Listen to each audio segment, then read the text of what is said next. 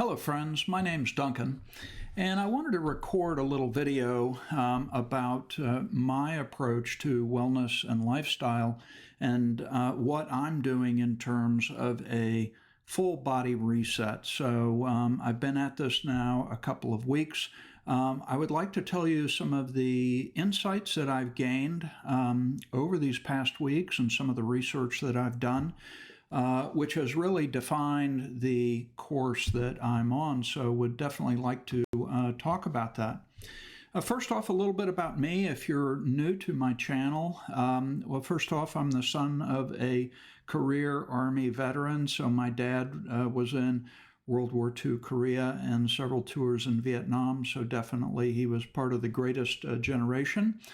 Traveled all over the world growing up. Lived in Ankara, Turkey for a couple of years. Also lived in Okinawa and several different places. By schooling, I'm a civil engineer. I have my bachelor's and master's in civil engineering. I myself am a Army veteran. I went into the U.S. Army Corps of Engineers into a combat engineer MOS and really enjoyed that over the years. And then I went on to work in automotive manufacturing, so more on the facility side, energy, sustainability, those types of things. And also one of my hobbies is I am a SDI dive instructor, worked my way up through the ranks and really enjoy the water and being in it. I retired about a year ago after working for several automotive companies, and really that now gives me a chance to travel and to enjoy things. So that's just a little bit about me. If you're of my generation, and let me say I will be turning 66 in a couple of weeks, so definitely at the doorstep of being a senior citizen, but you're probably very familiar with the food pyramid, which was drilled into us many years ago as we were growing up and everything. And that was created really in 1972 in Sweden. And it was really focused on foods that were cheap and nutritious. And so this is what I thought for many years was the formation of the what is called the standard American diet, and what you should be getting every day. And what I have come to find out is that that is not the proper diet, and we'll get into that a little further into the presentation today. So that really forms the basis of kind of coming into this, what our thinking was for a lot of these topics. So disclaimer, I'm not a doctor. I am not a nutritionist. I'm simply an ordinary person like you that is trying to find my way through this maze of the different nutrition options and basically how to make the best version of myself going forward. And so what I will lay out here in the next series of slides is the approach that I've taken, and maybe that is something that is valuable for you or that you can gain some insight from as well. So when I look at all the literature that's out there and based on the research that I've done, I've kind of come up with a visualization of kind of what that should look like in the form of a triangle, and we'll talk about the three main aspects. But really in the center of all this is why are you doing this? And recently read a very good book. Actually, I'm in the process of reading it. I haven't finished it, by Dr. Peta Attia. It's called Outlive, and it's focused on basically getting ready for the last decade of your life and what do you need to do, what level of physical functionality do you want to have during those last 10 years so that you can increase your quality of life and have the best possible outcome for yourself. So really, that's what's driving me. I know I needed to make a change, and really, this was something that was very important to me. And this is basically the path that I have taken. And so now I'd like to talk about really these three pillars, or the three cornerstones, if you will, of the philosophy that I have come up with myself. And I would really ask you to think about what is your why, what's your motivation for, changing the way you're eating, the way you're acting, your mental health, etc. What is your motivation? And that needs to be established right off the bat. Otherwise, you're setting yourself up for failure. And the three pillars that I've really defined for myself is first is food and nutrition, which is really the fuel that goes into your body. Next is exercise, and the third pillar is alcohol. And I would like to talk about each one of these in just a little bit more detail to unpack these terms in terms of what they mean for me. They may mean something different for you, but definitely to think about that. And in terms of food, the first topic is the standard American diet, and that's the food pyramid that we just looked at just a second ago. And there's lots of different levels of this. I have broken it down to just 5. There's many more, but just for simplicity's sake, first one is standard American diet. The second one would be vegan. Some people, for a lot of different reasons, ascribe to a vegan diet and are very happy and very healthy on it, and more power to them. And then next are 3 closely related styles. And the first one is keto, which for me, I would say is 60 grams of carbohydrates per day or less. The second one is a relatively new category that's popped up in the past couple of years called ketovore, which is a combination of keto and carnivore, where, as far as I have determined, has a carb limit per day of about 20 grams of carbohydrates per day. And then the last one here is a pure carnivore diet, and this basically has minuscule carbs per day. And so, as you can tell, these last 3 topics are really focused on the carb intake that you consume. So those are all very important topics. And on the right side of that, you also see plus fasting, and there's various interpretations of fasting, or intermittent fasting, as it's known. Some people ascribe to what's called a 16 and 8 fasting approach, where you fast for 16 hours and then you have a 8-hour feeding window, which means basically you're skipping breakfast every day, or one meal, either breakfast or dinner, and then you have an 8-hour feeding window. And obviously you can crunch that 8 hours down and increase the fasting period if that's something that you want to experiment with, to see how it works with your body and with your lifestyle. Another popular approach on fasting is something called one meal a day, or OMAD, where basically you fast for 23 hours and then you eat for 1 hour. So typically this would be just dinner, and then you wait until the following day and have dinner again.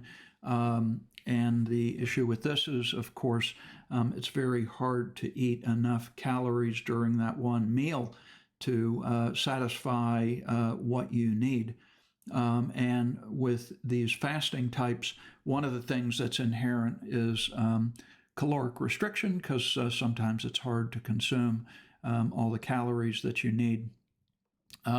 But definitely, these have a huge effect on your metabolism and can really rekindle your metabolism to start burning fat and really to unleash the fat cells, unlock the fat cells, if you will, to be able to do that.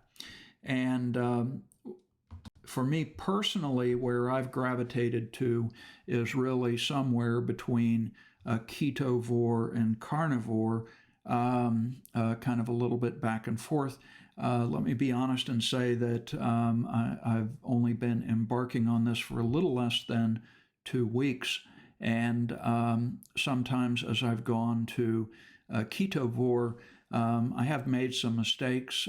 For example, I've had too much cheese.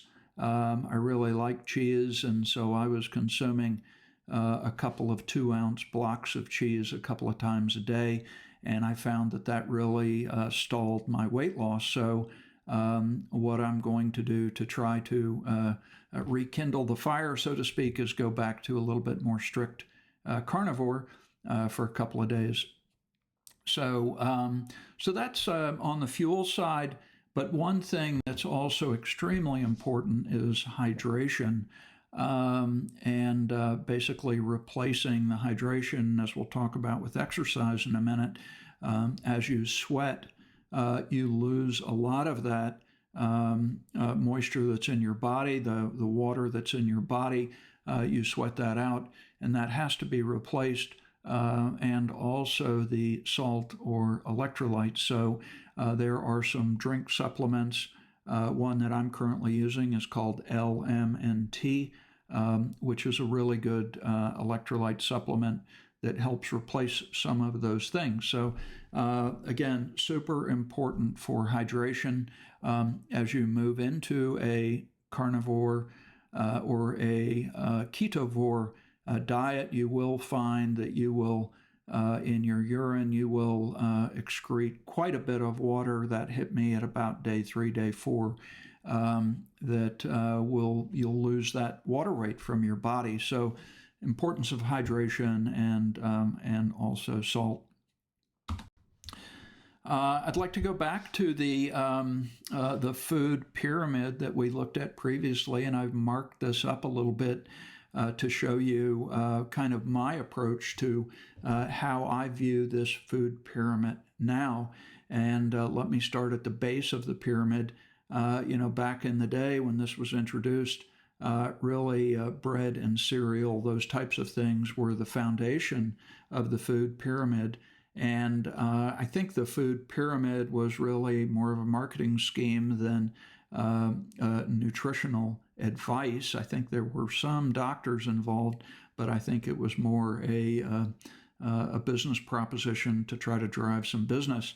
And definitely that needs to be cut out. Working your way up on the right-hand side, you see all those fruits. Fruits contain fructose, which is sugar, which can elicit a insulin response. So those really should not be eaten. One of the worst things you can do in the morning is drink a big glass of orange juice, because that goes right into your system and creates havoc with your metabolism. And then on the left side, you do see some vegetables there.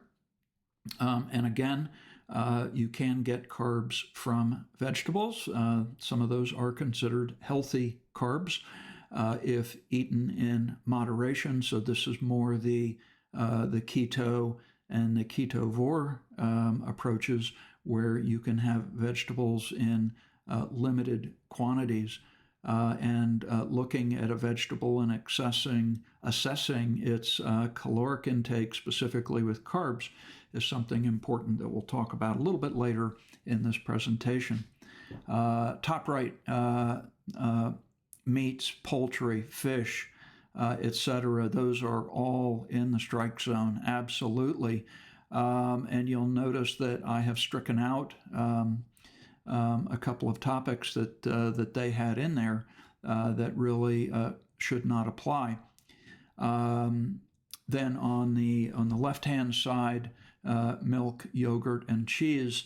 I mentioned my experience with cheese before, but as you move into the keto and ketovore, getting some of your caloric intake from high-fat cheese is definitely a good option.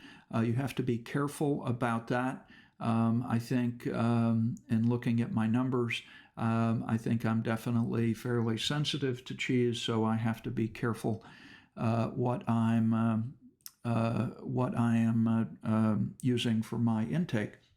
And then at the top you see fats, oils, and some of the other topics there. In general, I would say some of the fats are good, some of the oils are good. Be careful about those. Again, read the labels and look at the contents to really determine what's in there. So that's my short overview of what the food pyramid means to me today. And the food pyramid, by the way, has morphed into a couple different iterations over the years, but this is the traditional view that a lot of us have seen in the past. Next, I'd like to talk briefly just about exercise and the importance of exercise. Walking has really been seen, especially for seniors like me, as something that is extremely good for you and has a great effect on your body. And I've also put in parentheses there, rucking. So I have started rucking. I have a Kriega hydration backpack that will hold about 3 liters of water. And what I do is I fill that up with ice and water. It has a nice little pocket in it that I can put some of my 4-pound scuba weights in. And so I'm currently walking with about 12 pounds of additional weight. And that creates a little additional stress on the body. And we'll continue to do that for probably another week, and then I'll up the weight gradually. So a lot of people that are rucking are using 30 pounds, so that's eventually where I would like to get to, but I think just getting out for a walk is the most important thing, and to get out in nature, etc. Swimming, so I love to swim, so most days of the week after I walk, I do go to the pool and try to get some laps in and try to work on my form and my breathing and reducing, streamlining as much as possible. So I've definitely been working on that, and I've really enjoyed that. Refreshing as well to get into the water. And then just a bullet point there on resistance exercises. So there's a lot more information that's out there. I'm really just skimming the surface with regard to exercise, but it is extremely important as part of the overall approach, and it forms really the second pillar for me. The third thing is alcohol, and you need to realize that when you consume alcohol, it's basically burned first. So instead of your metabolism and the mitochondria eventually getting to a point to release and burn fat, they're going to burn alcohol, and alcohol is really extremely bad for your metabolism. And some people recommend up to 2 glasses per day. Other people recommend 0. They consider alcohol poison. So you need to find your own level there that you're happy with. But personally, I would recommend as you're getting into this type of diet that you really totally eliminate alcohol from your alcohol consumption from your diet for the short term until you can get your metabolism into high gear. So I hope that really gives you some background of these 3 pillars and basically the way that I'm interpreting them and the way that the regime that I am trying to follow as I go through this. So the next thing I'd like to talk about is feedback mechanisms. So, okay, you have all this. Is it working, and is it actually creating the effect beside the mental well-being that you're really trying to go for? And I would like to offer a few suggestions on how to do that. And I think having this feedback loop is extremely important because it tells you how things are going. The first thing is obviously your scale, your bathroom scale. If you want to take your readings once a week just to monitor what the scale looks like. Next is I would recommend a measuring tape that you take all of your critical measurements before you start, before you get into the regimen, just to have that documented. Next is to have a good app to monitor food and your carb intake. So as you saw with keto, ketovore, and carnivore, the critical element in there is definitely the quantity of carbs you consume per day.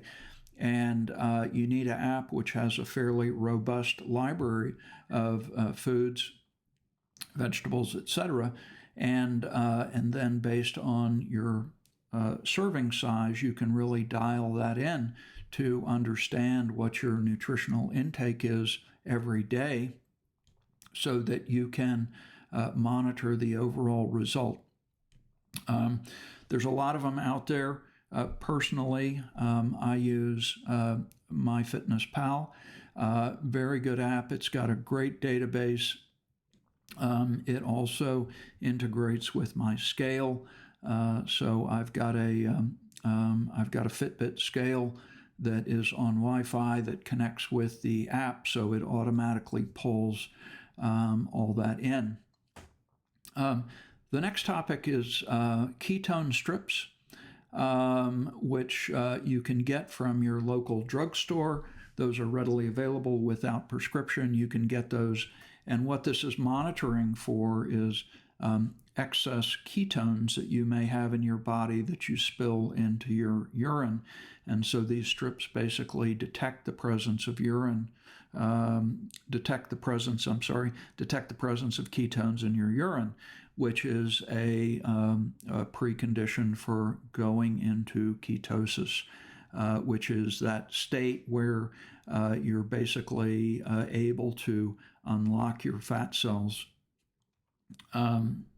And the next one I've got here is a blood glucose/ketone monitor device. These devices, in order to use them, you prick your finger and then you use a blood sample. There's typically two different strips that you use, one for blood glucose and one for ketones, and it will measure it very accurately to tell you what how your body is reacting to all these different types of things. And for me, I use what's called the Keto Mojo device, and basically using this, again using the finger prick and using the strips, you can get a very accurate result. So me personally, I measure my blood glucose and ketones twice a day. I measure once in the morning. And in the morning, by the way, you'll have something that's known as the dawn effect or dawn phenomenon, where as you wake up, you'll have a rush of cortisol that will elevate your glucose and it will suppress your ketone reading. And then I take my second reading in the evening just before I have dinner. And these really give you a very accurate measure of how your body is reacting. There's also something known as a continuous glucose monitor, which is basically it attaches to the back of your arm and continuously provides feedback and data. The next thing is heart rate monitoring and a smartwatch. So personally, I use the Garmin Instinct The Garmin has a great mobile app that you can use on your phone, and gives you a lot of really good data, and certainly to monitor your heart rate, or to track the workouts that you're doing, also to monitor the quality of your sleep, etc., is important. And then that's the last topic, is really the quality of your sleep. So really trying to get that into a routine and to find out what your ideal situation is.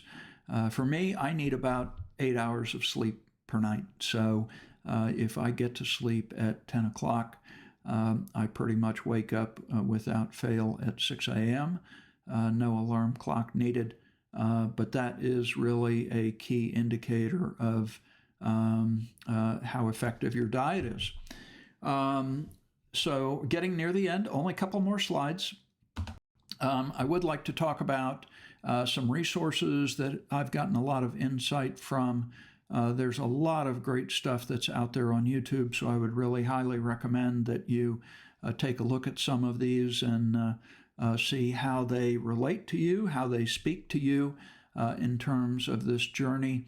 And they've all given me a tremendous amount of insight and value as I prepared and as I'm in this body reset mode. So would really encourage you to take a look at those and see how they might relate to you. One other thing I'd like to mention is that if you're under the care of a doctor for things like high blood pressure, high cholesterol, or other types of diseases, to definitely consult with your doctor before embarking on a drastic change in your nutrition, in your exercise, in your energy expenditure, that type of thing. So definitely do that in close conjunction with your doctor. And then the last one I put on there just for fun is the Daily Stoic, which I get a lot of insight from, and I really enjoy looking at the YouTube vlogs from each of those colleagues up there. So we're at the end, and I did want to tell you that talk about my results so far. So I am here in a couple of weeks. I'll be 66. So definitely taking this journey very seriously as I think about my final 10 years, that last decade of life, and being prepared for that, and really to develop the conditioning in my body to be able to enjoy the quality of life as best as possible. So my results so far, so I've lost about 10 pounds, which is great. I've also seen a reduction in my blood pressure. I didn't mention that on feedback, but that's also very critical to have a home blood pressure management kit. You can get those off of Amazon, and those are great. So I do monitor my blood pressure, and I have seen that. I've seen some very good drops in my blood pressure as I've been on the diet. It's not really a diet; it's more a way of life. Also, another thing is mental clarity. I think I'm much more focused, and I've really enjoyed that. That really change. It really feels like, not to use a cliche, but I've got energy flowing through my blood, and that energy is definitely fueling my brain. I've mentioned my improvements in sleep. And also, maybe a little anecdote is also my sense of smell has improved tremendously. So, so those are just a few things. I wanted to put some slides together again to distill this approach for me as much as for you. to help remind me constantly of what the tenets of this approach is, that I can adhere to it. Let me also say I'm looking for accountability partners that are willing to go on this journey with me, and that we can converse back and forth, and I can provide updates as we go ahead. So, so that's it for now. I would love to hear your comments and feedback on this new approach that I've taken and this new direction in my vlog. And hopefully it's something you can relate to. And again, I look forward to hearing from you. And if you're enjoying this content, I would really appreciate it if you would give me a big like and subscribe. So that's it for now. Take care and have a great day.